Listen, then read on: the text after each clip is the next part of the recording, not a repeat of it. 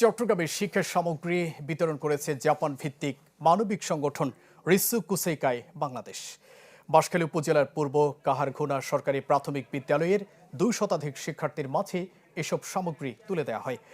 উপজেলা সহকারী কমিশনার ভূমি ওমর সানি আকন, রিসু কুসেইকাই ইন্টারন্যাশনালের প্রধান রেফারেন্ট মায়াদা তাকাসি, আরকেকে বাংলাদেশের ব্রাঞ্চ প্রধান রেফারেন্ট আকাগাওয়া কেএসি, প্রাক্তন প্রধান রেফারেন্ট মরিয়া মাসানুবে এবং আরকেকে বাংলাদেশের এনজিও বোর্ড প্রধান অশোক বড়ুয়া এই সময় উপস্থিত ছিলেন। এর আগে আরকেকে বাংলাদেশের প্রাক্তন ব্রাঞ্চ প্রধানকে বিদায় এবং নবাগতকে বরণ করা হয়।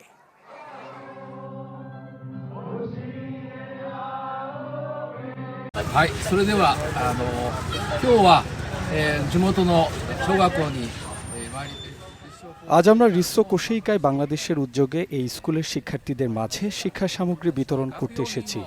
এই স্কুলের শিক্ষার্থীদের মাঝে আমরা শিক্ষা সামগ্রী বিতরণ করতে পেরে খুবই আনন্দিত। গত 40 বছর ধরে রিসু কুসেইকাই একবেলা আহারদান নামক কর্মসূচির আলোকে বিভিন্ন কার্যক্রম পরিচালনা করে আসছে। একবেলা আহার দান কর্মসূচি মানে প্রত্যেক মাসে সদস্যরা 2 বেলা আহার গ্রহণ না করে সেই অর্থ জমিয়ে দান করে থাকেন। সেই অর্থ থেকে সমাজে পিছিয়ে পড়া স্কুল শিক্ষার্থীদের মাঝে শিক্ষা সামগ্রী বিতরণ করা হয়। এখানে এসে শিক্ষার্থীদের হাস্যোজ্জ্বল চেহারা দেখে আমরা সত্যি খুবই আনন্দিত ও আবেগে আপ্লুত। নতুন এবং ফিরে আসা গ্রাহকদের জন্য নগদে চলছে ক্যাশব্যাক সহ প্রতিদিন হাজারো উপহার জেতার সুযোগ। হবে আশা আর ফেরা, সারপ্রাইজ সেরা।